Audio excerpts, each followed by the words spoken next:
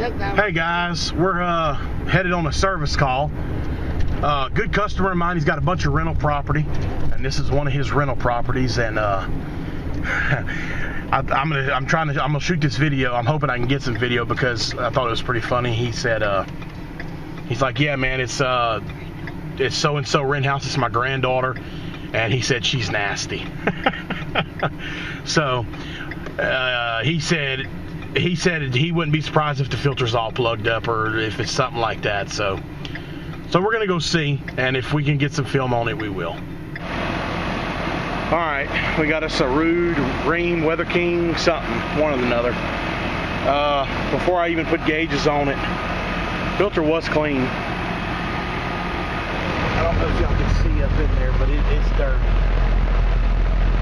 It's all plugged up. It's gonna have to have a bath. So that'll be the first thing I do is clean it, then we'll check pressures. Guys, to say this thing was dirty would be an understatement. You can see the crap coming out of there. It's coming out of here. I pulled this big old pile of leaves out. It's coming out of here. And it's coming out back here. And it's coming out here. Yeah, it was just a tad bit dirty. So I'm gonna finish cleaning it, and then we'll check the charge. All right, guys, the machine is running. Got the smart tool hooked up, and we're looking pretty good.